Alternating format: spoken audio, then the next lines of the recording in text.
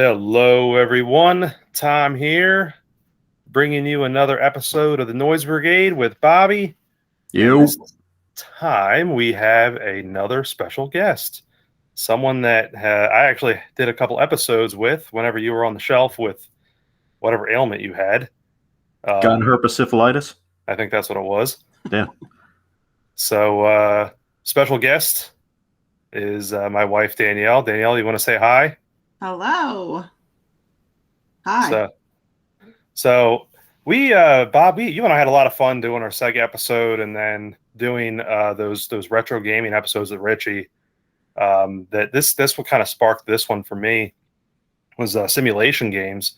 And I know you're not in, kind of a self-professed, not much big into simulation games, but I think this kind of opens up like a different kind of question into what exactly is a simulation game. Is I think a lot of people, when we start talking about some of these games, are going to immediately pin on like SimCity and those sorts of things. But my honest opinion, I just really think this is a much larger genre than is generally perceived.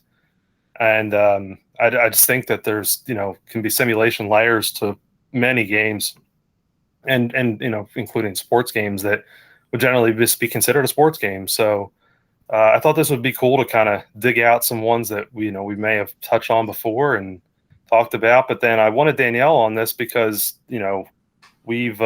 she's had a long storied history with probably the world's most famous simulation game. Is that right? Well, yeah, and different other simulation games as well. So I figured, just right off the bat, we can all kind of do a round robin here. Bobby, what was the first simulation game that you can recall seeing, playing, something that kind of piqued your interest even, maybe if it was years later? What was the first one that really sticks in your mind that you played or just grew an appreciation of? So I would say it would probably be Civilization for MS-DOS. And I remember, we talked about this with Rich, but because I borrowed the discs from him to copy to my computer. And I played Civilization on on PC. I played Civilization on the SNES, which you could actually use the mouse from Mario Paint to play that on the Super NES. Oh, no kidding. Huh. Yeah. And then, I played all of the iterations pretty much of Civilization, Civilization 1, Civilization 2. I skipped most of the numbered ones after that, and I got it back into it in Civilization Revolution. Played that on the Xbox, on the PS3, on my phone, on the DS. And then I have Civilization 6 for the Switch, but I just haven't dug into it yet. So Danielle and I have a really funny story revolving around Civilization 2. Mm-hmm. So yeah. This is when we lived with Nick. And we got Civilization from my stepfather. He was really big into it and he got addicted to it. So I was like, hey, I'm into simulation games. Let me try that. And I got hooked. And then Tom got hooked. And then Nick got hooked. And yeah. And this is where the story takes a really strange left turn. So this is the funniest thing. So Danielle and I, really early together in our time in college, decided to take a weekend trip. So we were gone for just an overnighter. We actually went to Graceland because that's what all Southerners do. And so we were gone for a total of 24 hours. And when we left, Nick was playing Civ 2 in our living room. We had a computer in the living room at the time. When we returned, he was in the same exact position. He was wearing the same clothes. And we asked him, have you moved? And he said, yes, wants to use the bathroom. It was almost like, I guess it's time to get off now. I can totally see that, though, because there were times when I would be playing that game and I would get so wrapped up in it that I would not, the time would pass and I wouldn't realize what time it was.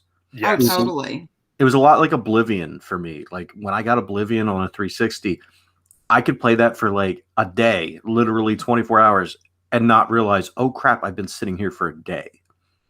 Yes, yeah, 100%. and that game was a real time. Not, I don't mean to say this in a bad way, but that game was a time suck.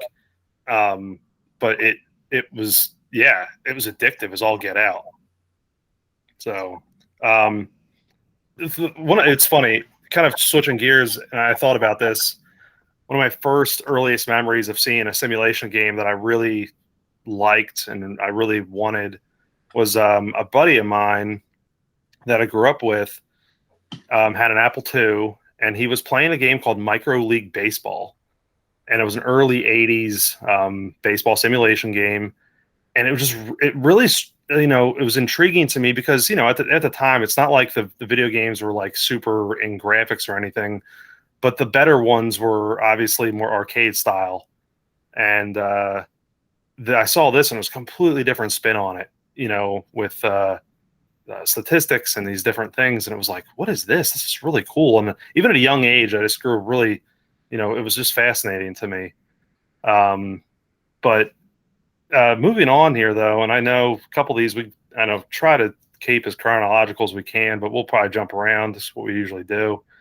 One of the ones that came to mind, too, was Railroad Tycoon, which was, funny enough, another Sid Meier game. That was, obviously he's the godfather of the Civ world. Did either of you play that game? No. Not that I recall. Yeah, no, I wasn't in on that one. Yeah, I mean, and it basically, think about all the later games that would come out that had insert name here, Tycoon. This would be the predecessor to all that. You were just basically you were business mogul trying to run a railroad empire. But I just remember playing that. I can't remember if it was like an MS DOS or Amiga, but it was really early on, so it was a fun one. In that same genre time frame, though, SimCity. What was the first time either of you recall playing that one? That was pretty far into my gaming experience when I was introduced to SimCity. Yeah, that was another one that I played that one. I remember playing it when I was younger, but my first actual recollection of that game is in Nintendo Power when they featured it because it was coming out for the Super Nintendo, and that's all of my interactions with the original SimCity were on the Super NES. And again, that was another game that you could use the mouse with. So there were like a handful of games, and I happened to have two of them. And it was another one. I played around with it, I messed around with it, but I never really got into it too much. Gotcha. Yeah, I played it really early on, on a computer, PC.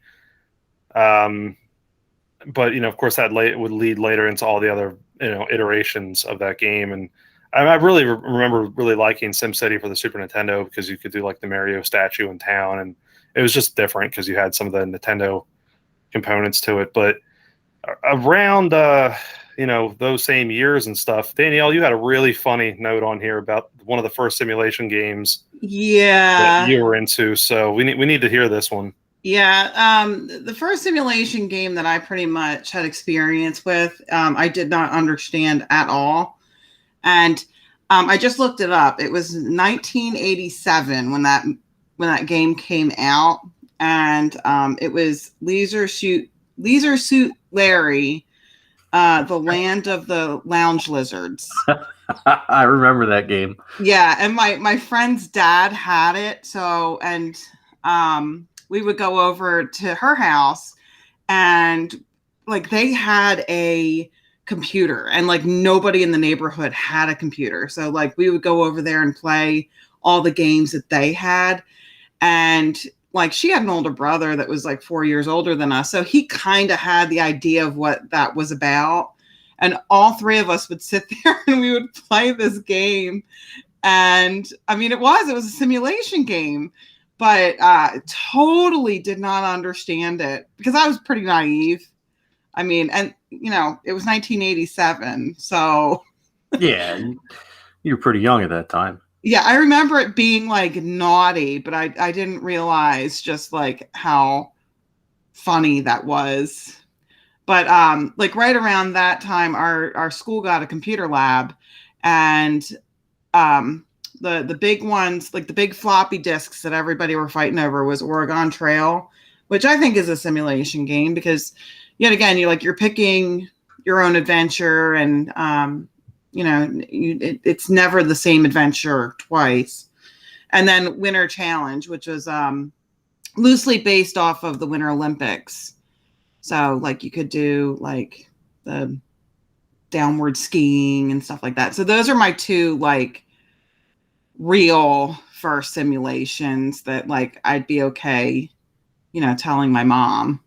And that's funny too, because I didn't even think to include Oregon Trail.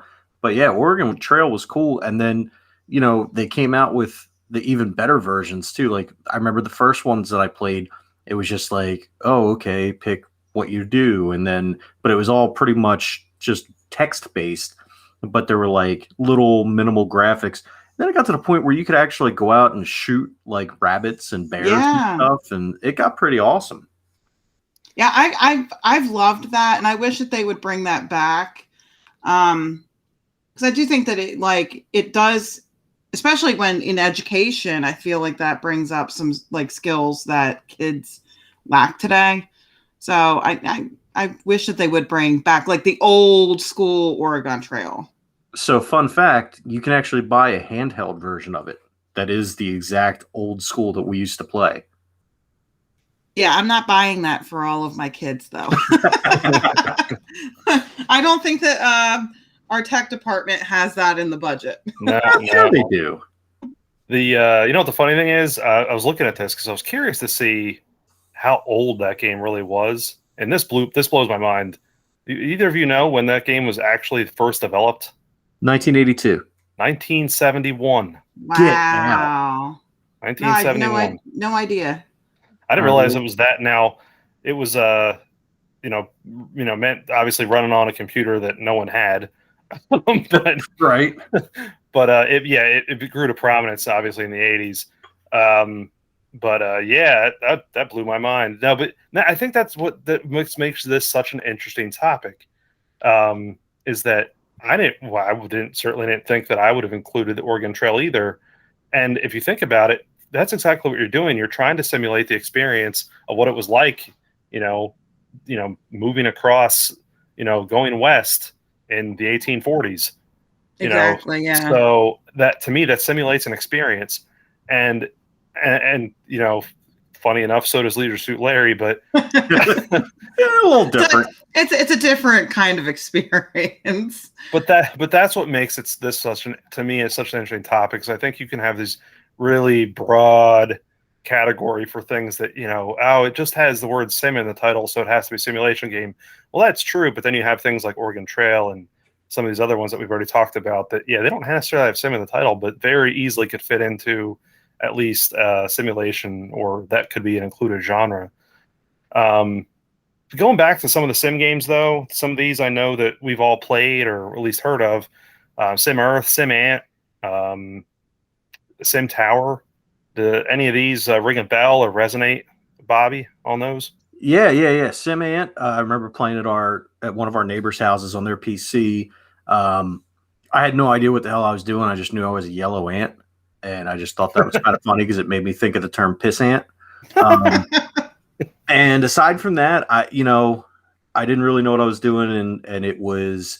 I know it came out on the SNES as well, and I'm pretty sure you could use a mouse, but I never played it for that. But yeah, I mean that game. I remember SimCity 2000 when that came out. Ryan, my brother, had it for the computer, and I tried to dabble with it, but I just didn't have the patience to lay down like the electrical lines and the sewer and all that crap, and I just quit. Yeah, no, I completely agree. There's a certain point where I really like the SimCity games, but then 100%. Once it hit those points where you're having to lay the sewer and you're doing this, or just anything where you have to include like some kind of mass transit, and you basically have to blow up half your city because you didn't plan it right. Right. I never cared for that. Or if you had disasters turned on, I always had the worst luck. Or if you ever tried to play it on mobile, like on a phone, it's absolutely awful, and I would not recommend it. Yeah, that sounds like actual SimCity Yeah. games. Ugh. Ugh, yeah, no thanks. Yeah, it was awful. I know they had an app, or they still have an app called Build It or something. I don't know. I played it for a little bit, but it's just one of those microtransaction type games, and I don't have time for those. Oh, so real quick, back to the Oregon Trail. There is, and I'm pretty sure it's out for Android as well, but I know it's definitely out for iOS. There's a game called the Oregon Trail. It's basically the Oregon Trail, but with zombies. So you should probably look into that. That's awesome. The one of the ones I said here, Sim Tower, and we'll get into talking about this in a little bit. Of the Sim Earth, Sim Ant, and the ones that were not Sim City games, Sim Tower is by far my favorite. And the funny thing was, even it was a Maxis game, but it was not designed by Will Wright. It was actually designed by, and I can't remember, it was a Japanese fellow, and I can't remember his name off the top of my head. But to me, that was like the predecessor into something we'll be getting into with the conversation with the Sims here with Danielle in a little bit. But Bobby, you played Sim Tower, didn't you, or no? No, I've never played Sim Tower. Danielle, I know you have, right? I did, yeah.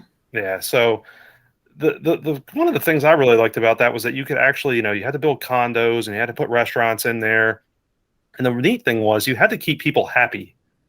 And that was like one of the first times that they actually in that sim universe, if you will, went and tried to go off of the emotions of the people, which would basically burn itself right down into the Sims, because that's what a lot of that is.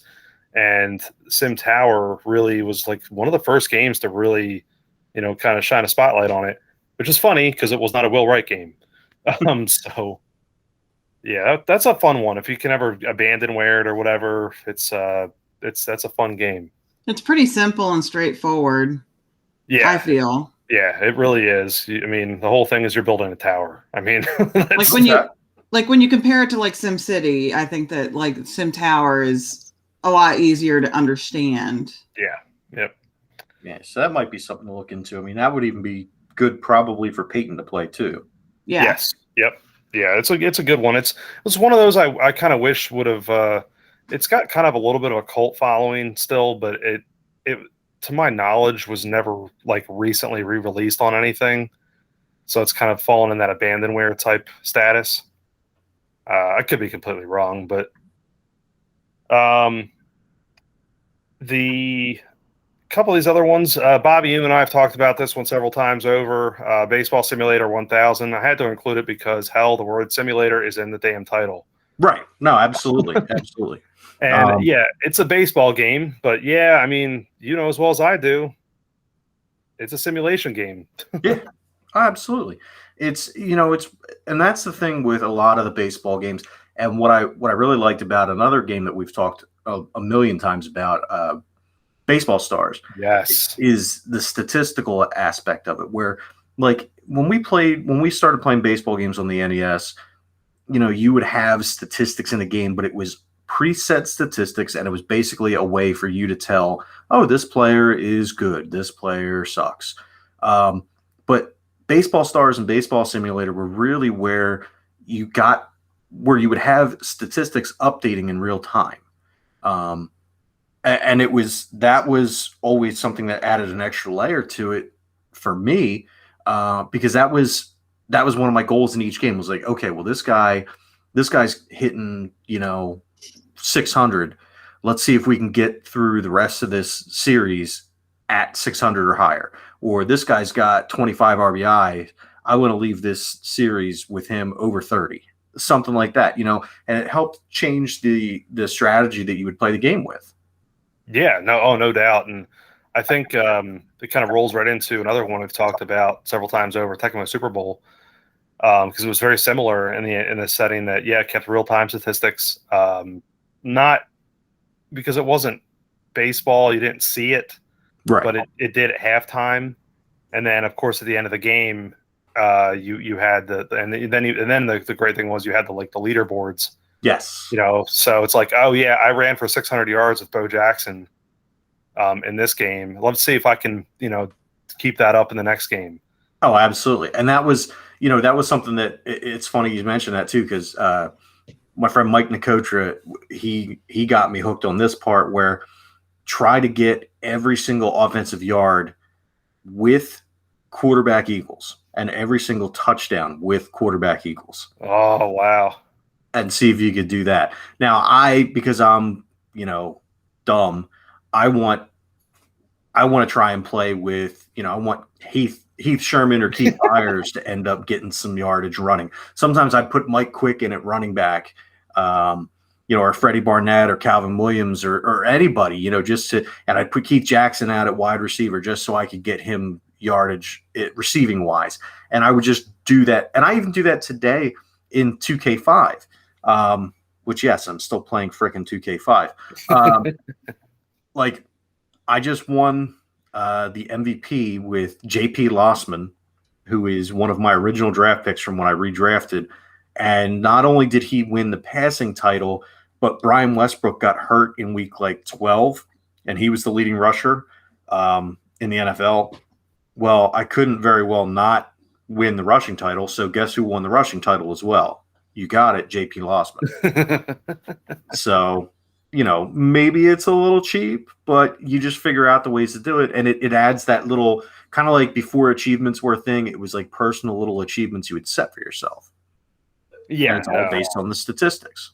Yep. No, 100%. And that's one thing I always loved. And I always go back to those games because, my affinity for Technical Super Bowl is, been on since the day it came out 30 years ago. So sorry if you guys hear the scratching and licking and slobbering in the background. That's not me, I assure you. It is Lily. Sure it is. Danielle, you have a funny story here. Let's talk about another kind of simulation games. Let's talk about a racing simulator. Oh, yeah. You have to tell this story because this is a good one. When I was in high school and me and Tom had just started dating, he got really big into Gran Turismo too. And he kept on talking about I wouldn't play it. I would just sit there and watch him play. And he kept on talking about he had this dream car that he wanted to, save up enough money so that he could get this dream car. So I thought it would be a nice thing. Him and his parents went on vacation for a week. So I was working at the time and I was going to school, and in my spare time, I spent hours racing Subaru sports wagons just to get the money so that he could buy his dream car. Cause I figured what a nice girlfriend I'm going to be. He's going to come back and he's going to have enough money for this. He never picked the game up again after he came back. Of course. I literally spent hours playing this game, just doing circles because I wasn't very good at it. So I would just do circles on the easiest track. Yeah. I still hold a grudge about it. I don't blame you. I would too. I know. But speaking of that reminds me, so I initially came into this thinking, oh no, man, I've never really played that much of sim games. But yeah, I played Gran Turismo 2. I played what's the other one? Sega GT 2000 for the Xbox, or 2001, whatever the hell it was. And then Forza for the 360, because I got Forza with some other game. I think it was thinking with Marvel Ultimate Alliance. And I poured hours into those, and then games like Ace Combat, Chuck Yeager's Air Combat for the PC back in the day. That was one of the first games I ever got for PC. So I've actually had a little bit more experience than I thought with these simulation games. Yeah, one that we didn't mention that's a pretty big one, and there's been a resurgence of it in the last couple of months is Grand Theft Auto. Oh, yes. That's a huge simulation game. And I've noticed me and Tom have sat down and watched some YouTubers that play it. And it's completely different than when he really got into it. It's like a whole world where like people like legitimately play cops. You know, they have their roles and you know they have jobs. They have to go. Yeah, with the online world. Yeah. It's there's a lot of role play in the GTA Online. I just get all in that game every once in a while, blow off steam. Who doesn't? But like, you know what's like funny? a lot of other simulation games, though, it's open ended. Like you make out of it what you want. You know, if you want to go and you want to, you know, just basically like follow the rules and try to get through as much of the storyline as you want, you can do that. But then if you want to go and get 5 stars on you and have like the police after you, you know, like you can do that too. What's funny is, I bought Grand Theft Auto 5. I think I had Grand Theft Auto 4. I had Grand Theft Auto 5 for 360 and I think for Xbox One, and I've yet to play them. Really? Yeah, they've been out all this time. Actually, no, you know what? That's not true. Grand Theft Auto 4, I did start, and I played for a little bit, and I just stopped for whatever reason, and I've never picked it back up, and I've literally never played Grand Theft Auto 5. Wow. And, along those same lines, like I have Saints Row, because Saints Row is kind of like the goofball, like superhero, well, not superhero, but like off the wall science fiction version of Grand Theft Auto, and I haven't played that either. Those are, and we've talked about this before, those are really underrated too. Yeah. What are you doing, Bob? Come on. Playing NFL 2K5.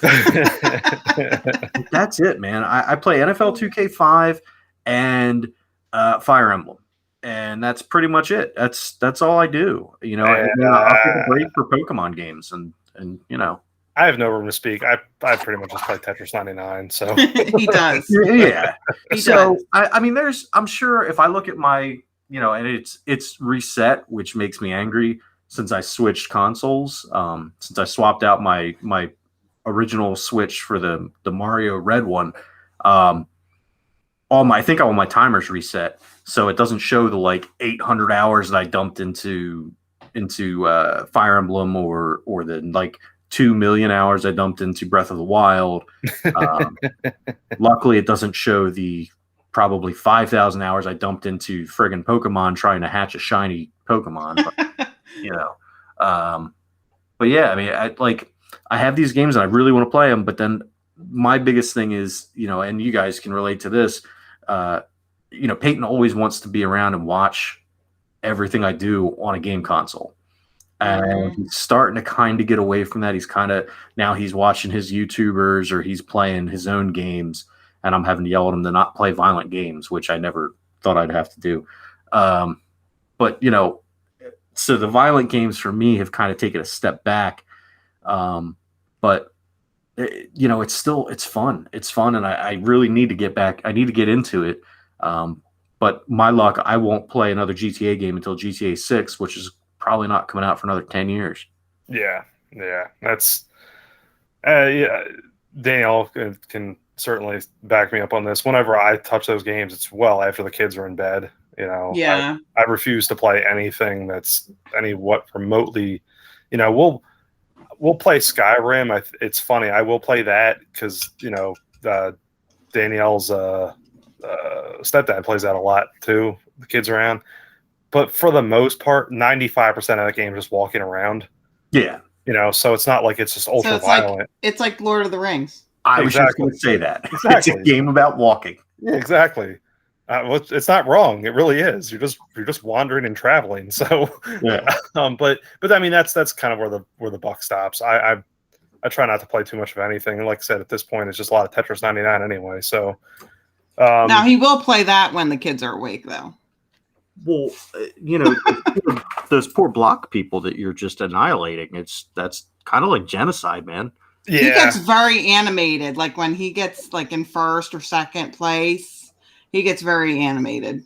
Well, I just don't appreciate you committing genocide again. It's a genocide simulator. Tetris should be banned. Yeah, it probably will be. Thanks a lot. Somebody will take that seriously. Yeah, people will take. For anyone listening, I was just kidding. I'm going to use my calming voice now. That was a joke. It wasn't. This is why we can't have nice things. Nope. Yep, it's my fault. I blame me. I blame me. Yes. All right. Let's hit on some of these random games that we, Bob, you mentioned. I had this as a note on mine that you'd like to play this one. I threw a note on here about this game called Car Builder. It was a Commodore game from the early '80s, and it was a car design simulator. So again, another type of simulation game. And I actually I was introduced into it when I was like in middle school, high school time frame, and because the school I went to had the most up-to-date equipment.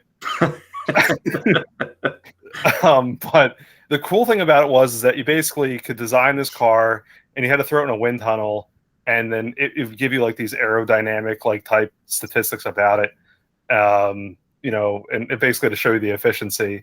And my whole goal was just to make the absolute worst car ever. So that was a fun one. That's an abandonware type one. I certainly, if you can figure out some way to play it, I recommend it. It's just a ridiculous. I was going to say, didn't you just find a Commodore? No, we found the Amiga. Oh, yeah. I was going to say if you could get that to work on that. Let me ask you this: did you ever try and make the Homer? No, I never did. I kind of wish I would have now. See, I think there's a goal for us now, as we got to figure out a way to play this game and try and make the Homer and see how aerodynamic it is. No, that's I kind of wish I did. It's funny.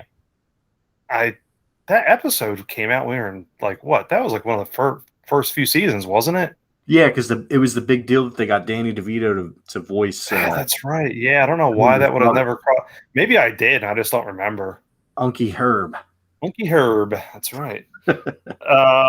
Couple of these others, Bob. You talked about Ace Combat and some of the flight games. I threw a note on here about Flight Simulator, Microsoft Flight Simulator. I just played that on and off over the years. I haven't played it in such a long time, but those are really cool. But man, they got really detailed. Oh yeah, it's almost like you legitimately are learning how to fly a plane. So as somebody who sat in a cockpit and who knows what the majority of those dials and levers and everything do, it's still a little bit too much for me. Yeah, a little too realistic. Danielle, did you ever play the Flight Simulator at all? I don't think that would be safe for anybody. Okay.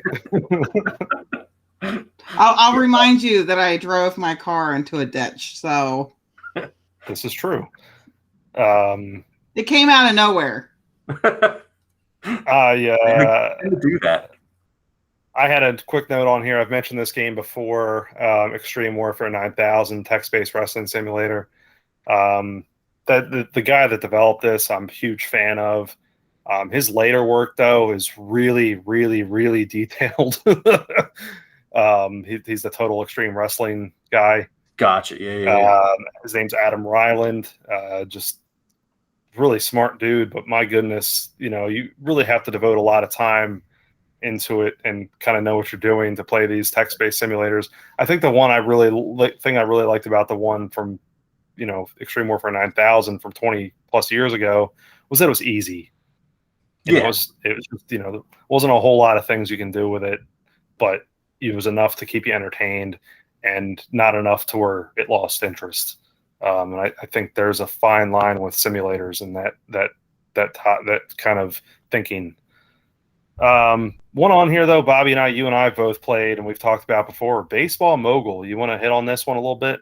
Oh yeah, man, this is fantastic. So Baseball Simulator. Look at me.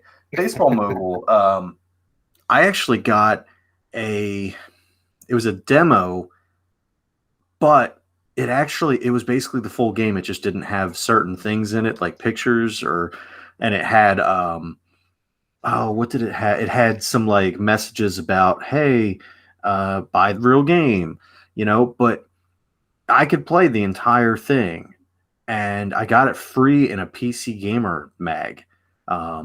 Came with demos of Worms 2, which became one of my favorite series, and Crush, Kill, and Destroy 2, which was an RTS game. But Baseball Mogul, man, I passed it around to people. That game was fantastic, and it's still what's cool to me is even now, like you can go on and download versions of it from like a couple years ago for free from the actual company. They let you play the full version to get you hooked because they know that look, you're going to get hooked on this game. You're going to, and you're going to want it. So here you go. And then you can go back to the beginning of baseball, and it has accurate rosters for every single team. And it goes through the history of the game. You can run drafts for every single year, and it has the accurate drafts, every single player that was in the league. And up until whenever it came out, you can run the drafts for every year prior, and you'll have the right people in it. So, you can be Biff Tannen, go back in time, and start with like the 1970 Phillies and build your team faster than they did and have a bunch of, murderers row because you knew who to draft.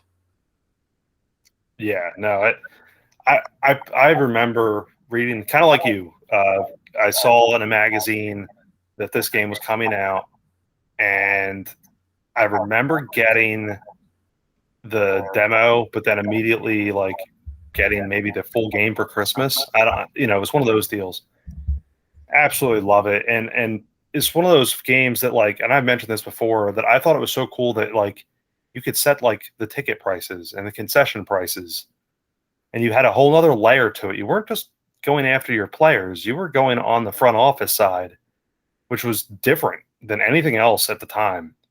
Granted, you didn't have the cool like triple play graphics, but you had like this really neat like ability to just micromanage everything, which is just unique for the time. And it's amazing that it's still around, just because I thought that was such a small subset of players, but it's got quite a big fan base.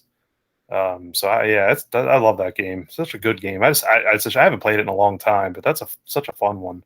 Yeah, I think last time I played it was last summer when I had COVID. When I was starting to finally feel like I wasn't dying, and I could sit up and do stuff. I couldn't really do much, but I could play a text-based game. I didn't want to hold a controller, but I could sit at my desk like a potato and move the mouse around a little bit. So I have a season that's actually probably maybe halfway done. I really should probably get back to. Danielle, before you get into The Sims, I know there's another game you've played here over the last couple of years. You want to talk on that one? The other big one? Yeah. Actually, you were talking about like setting the ticket prices and everything, and it reminded me of the other game that I'm currently like addicted to, which is it's Planet Zoo. And basically you have to go in and you have to build your own zoo, and the basis of it is that like the way that I play, you're given like a budget and you have to like raise your own money, and then you have to like build the habitat for the animals. You've got to like really research what the animals like what their like natural habitat is. Do they like this kind of dirt? Do they like this kind of dirt? Do they like, these kind of plants in there? And then like, once you get all that set up, then you can like adopt animals off of, it's like an online thing. And basically it's like breeding. So you have to like try to breed your animals to the best capability that you can while having to take care of them and running this zoo. So like you have to go in and you have to put the prices of the concessions and the emission, and you have to make sure that like your people are happy. It's a lot like Zoo Tycoon. It's a lot more in depth. And what was it, about a year ago, I like begged Tom to upgrade my video card because my zoo is so big that like my gaming computer couldn't handle it. Like it would just get to a point and then it would crash. Oh no. Yes. It was when I added my lines. So now like I've not built as fast I actually haven't played it in a little while because I've gotten stuck on another game. But like I do, I go back and forth.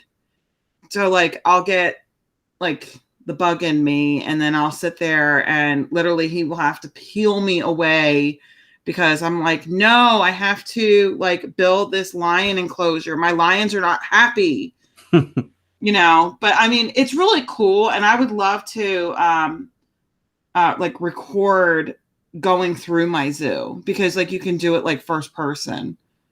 Should we call you the Lion Queen? Probably not because I mean the lions were the hardest ones to keep like happy. Gotcha. But like yet again, like the Gran Turismo 2, like I built Tom a penguin enclosure because he loves penguins. And I sat there for hours making this penguin enclosure. And then I finally showed him when I got my penguins and he was like, oh, cool. And then just walked upstairs. Of course. Yeah. Hey, so you play a game that I've always wanted to get into, but I haven't ever done it. But you were playing Tropico for a little bit, right? Yes, I did play Tropico. I totally forgot about Tropico. Yeah, Tropico's like it's like Civilization, but it's based on like a deserted island, and you have to like build your island up. And instead of like Civilization, kind of takes it off of like real life, and you're kind of having to decide like where your life is going, like your civilization is going.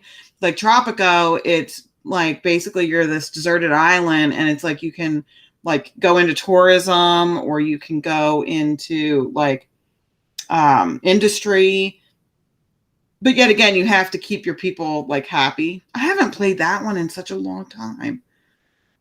We have a version of it for the Switch, Tropico 6. Yeah, I do have that. Yeah, I think you played it last Christmas time, if I recall. Yes. That's that. Okay. I do have that for the Switch, and that's the one that I played until my military started asking for roller coasters.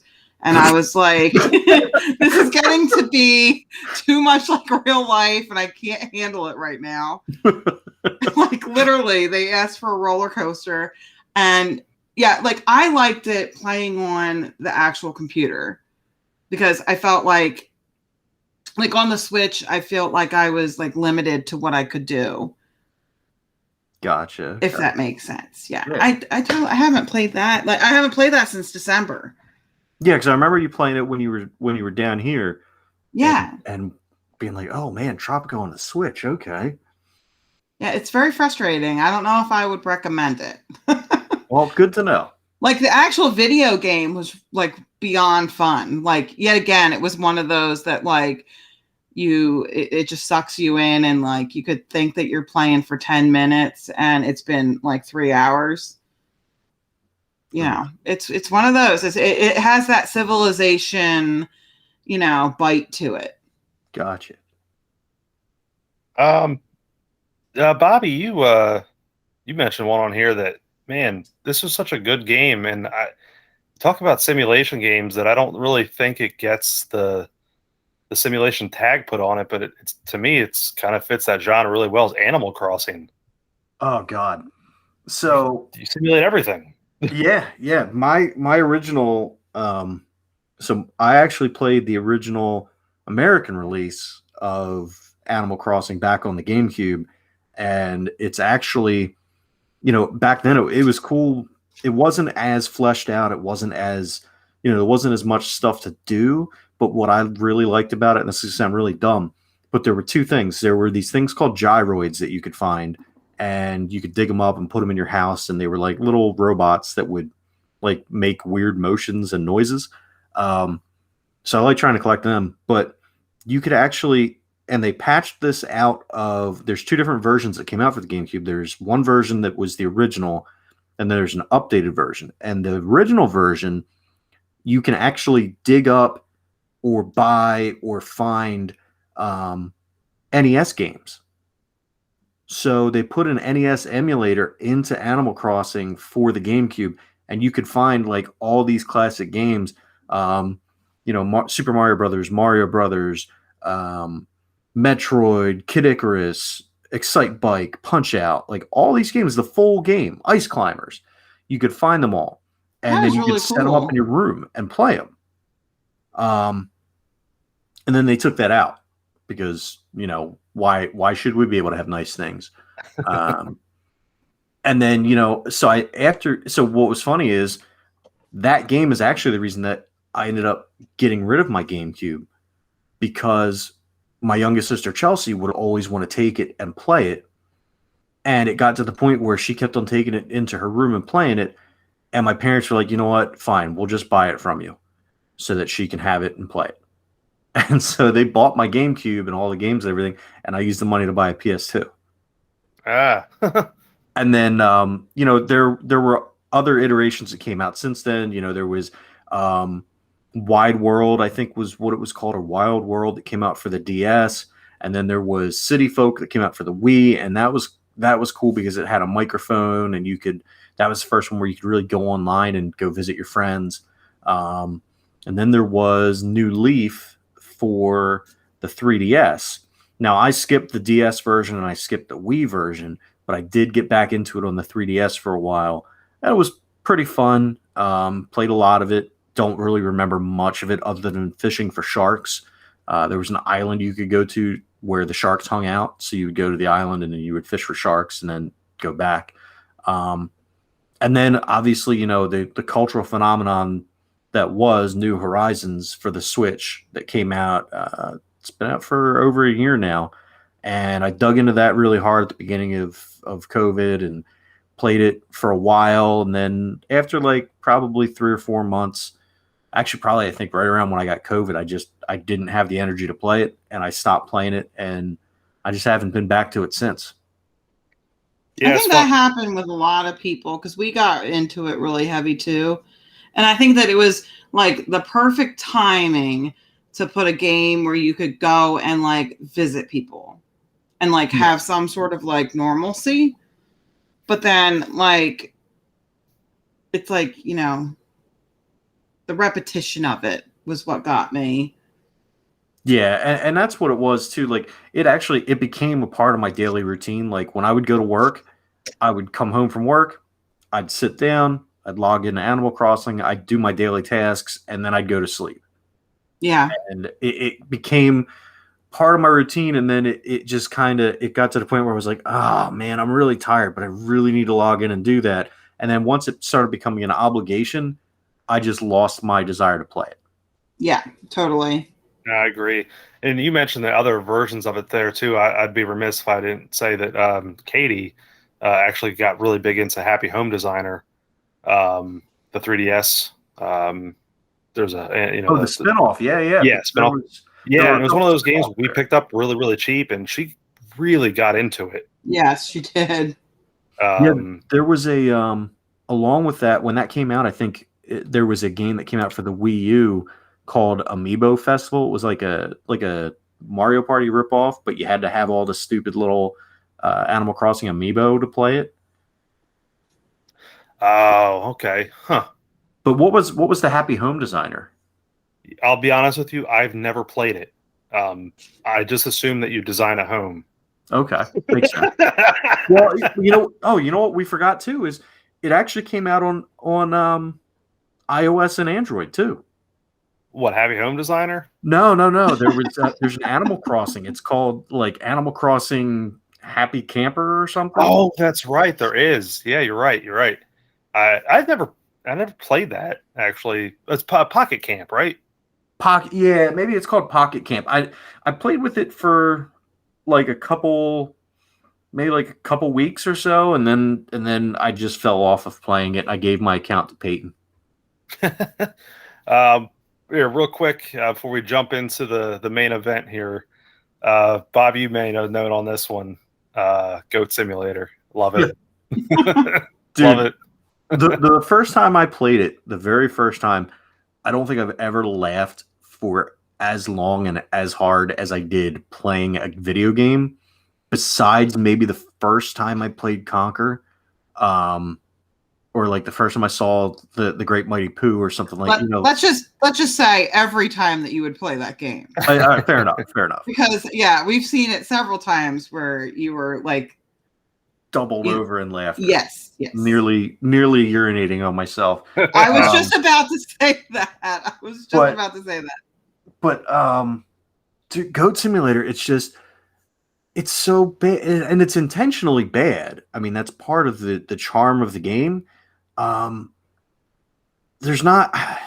It's just I don't even know what to say about it, honestly. But it's one of those games where you can go in and you just screw around, and it's basically a big sandbox, and you're this janky goat, and I can't. Me trying to describe it is not going to do it any kind of justice at all.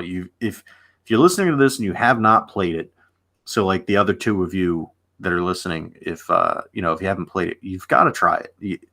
It's out on everything, literally everything. I'm pretty sure I can play it on my Amazon Kindle if I really want to, and it might even be free for that. So there's no excuse to not try the game, and just do it and just screw around with it and have fun. Yeah, I bought that for PS4 or whatever. Maybe I think it was. It was like $5. Yeah, or whatever it was, and it's ridiculous. Really ridiculous. But it's a physics-based simulator, but just take the physics completely out of it. Yeah. You're right. It's ridiculous. It's funny, but I guess the unfortunate thing for it, for me anyway, is it's cool to play a handful of times, but after a while the goat charm wears off. So I don't think I've ever actually played it.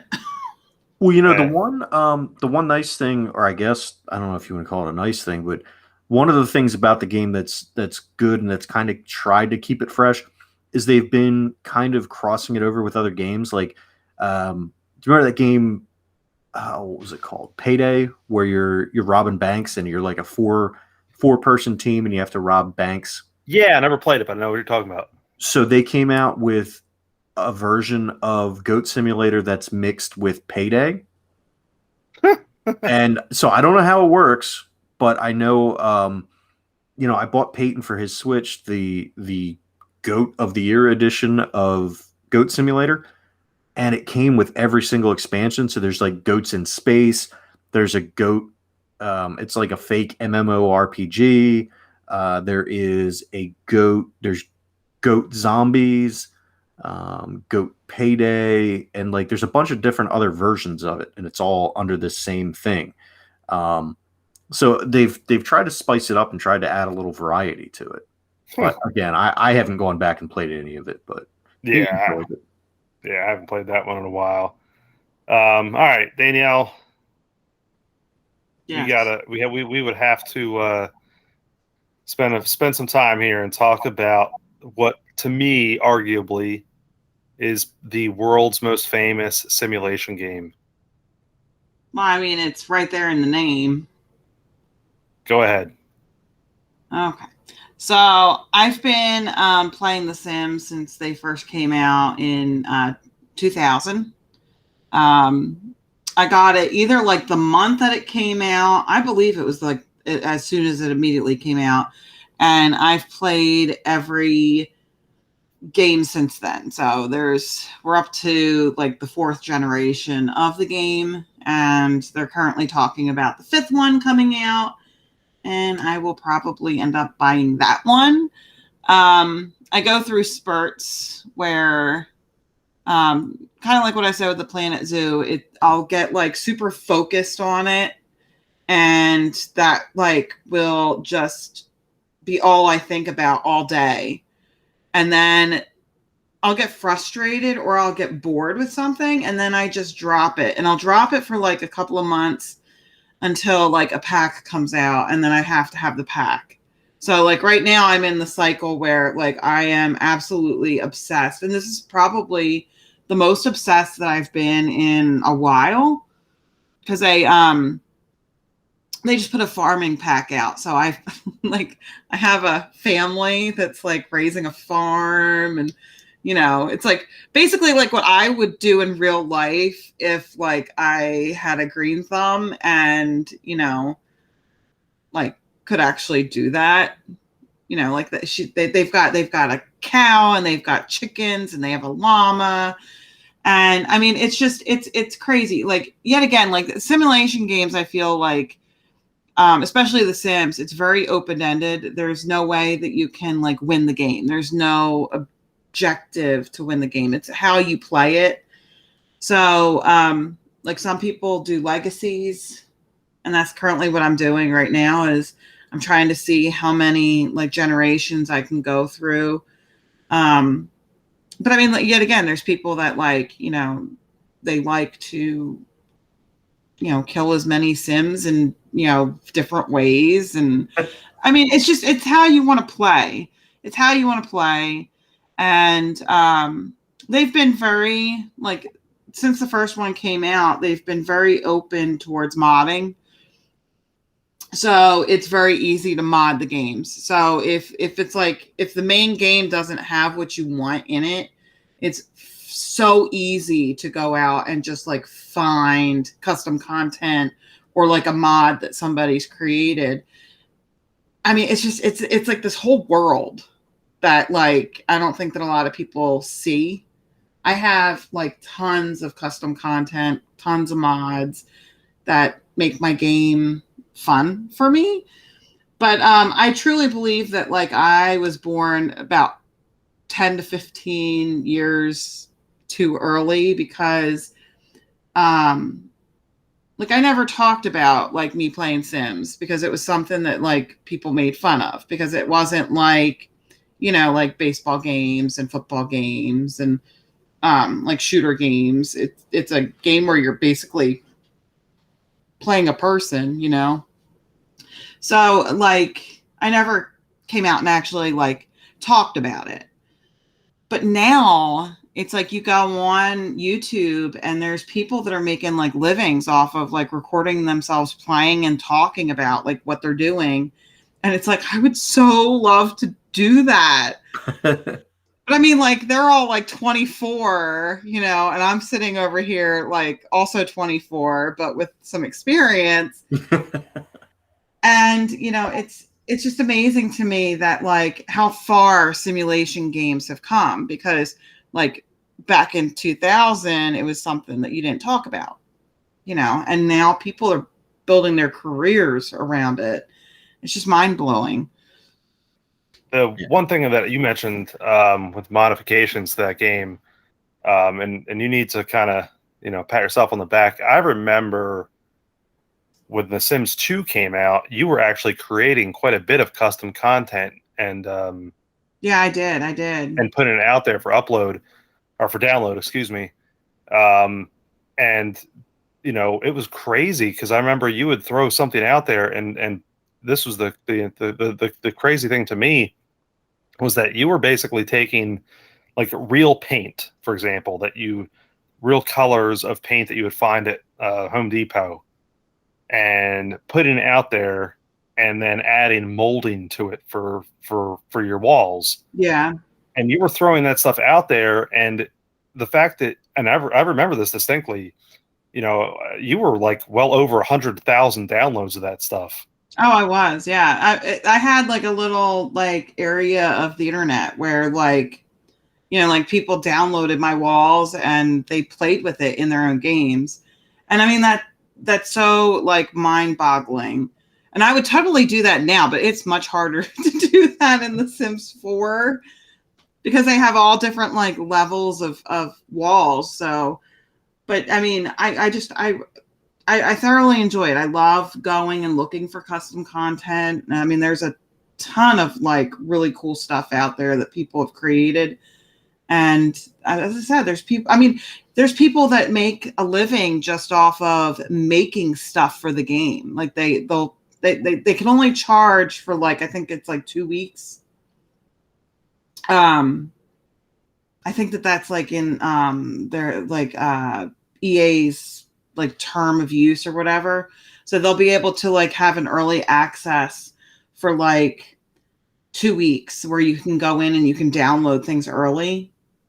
And I mean, people make money off of it. So as I said, it's this crazy little place on the internet that not a lot of people know unless you're into The Sims. That's awesome. That's really cool that you had that going. Well, I didn't get paid. I didn't get paid. Well, I no, just but still, yeah. like the fact that you were able to make something that people were so into, you know what I mean? Like Oh that's really yeah. cool. Oh, and I've sat here and I've tried to figure out how to do it for the current game. Um, but it's one of those things that I guess as you get older, you forget things. Yeah, that tends to happen once we get to well, not you don't have to worry about it. Once you get to my advanced age. You're still a young spring chicken, right? Right, Tom? Yep, 24. Yeah, Yeah. 24. Yeah. 24. Yep. No, this was a ton of fun. Like I said, it was kind of funny thinking about this concept of simulation games just after, like I said, after we had all the fun doing, we've done multiple game episodes at this point, but this was one of those genres that I think is a lot more open than what people give it for. And I think it's one of those things that we can certainly, uh, we missed a lot. Obviously, we could probably do 10 more episodes on different simulation games. These are just the ones that I came to my mind, and obviously for both of you. Um, Bobby, Danielle, Bobby, you got anything else you want to wrap up with here before we? Just one that we kind of forgot, and I'm pretty sure you played this too.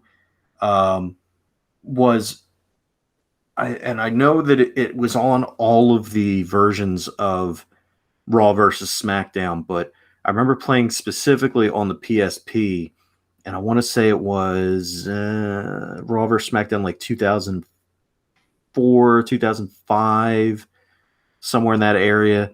Um, the GM mode. Oh yes. Oh Where, yeah, yeah. yeah. Yeah. I played those a ton. Yeah, so what was cool with that for those of you who don't know, and judging on how our ratings are for our wrestling episodes, I'm going to say a lot of you.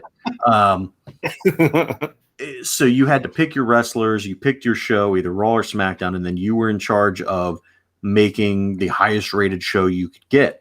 And so you would set up different types of matches, you would sign different wrestlers, you would set up the storylines, you would choose who the champion was, you would, and all that kind of stuff. And it was a really fun little mode. And it actually, I played that more than I played the actual wrestling in it.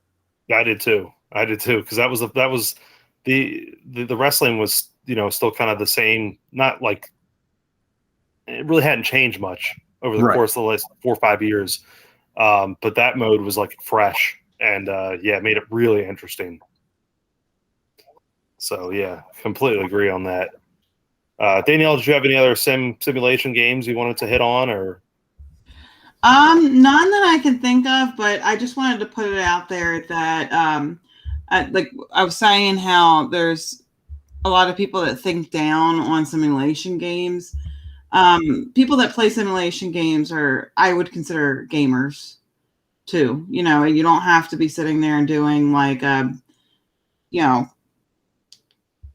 action-packed shooting, Call of Duty type stuff to be a gamer, if that makes sense. I've logged a ton of hours, just like Bobby said.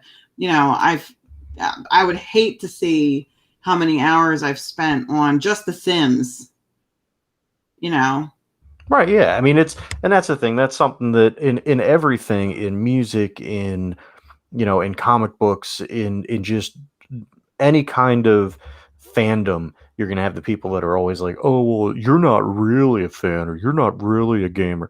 Nah, man, if you play, you play. If you enjoy what it is and you do it, then you're part of that fandom, whether the other people like it or not. There's no such, you can't have gatekeepers that determine, oh, well, you've only played 3 hours of Super Mario Brothers, but you've played 1,000 hours of The Sims. You're not a real gamer, or you don't play Call of Duty. No, man, screw that. That's Exactly. Yep.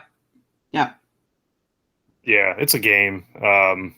You know, I always found that same. I completely agree. I always found that argument really dumb. It's like, oh yeah, just because you play something, a certain something, like you said, Bobby, with going with it, with music or movies or those types of things. Yeah, it's a game. You're a gamer. We're all gamers, and it's a fun little world to be a part of. Oh, I totally agree. Well, Danielle, thank you so much for joining us. Oh, no problem. I had fun. Yeah, thank you, Danielle. This was fun. I think we'll have to do another one of these triumvirates again. I was gonna call Richie, but I think we've abused him enough in the past couple weeks, so give him some time to rest his voice. Yeah, we'll do it again. We'll have to get him on soon again. But yeah, no, we'll maybe one of these days we can have 4 people on. Ooh, a foursome. I'll just see myself out. Well, we've been the Noise Brigade. Bobby, you want to sign us off? Till next time, keep it loud, keep it tight, bring the noise.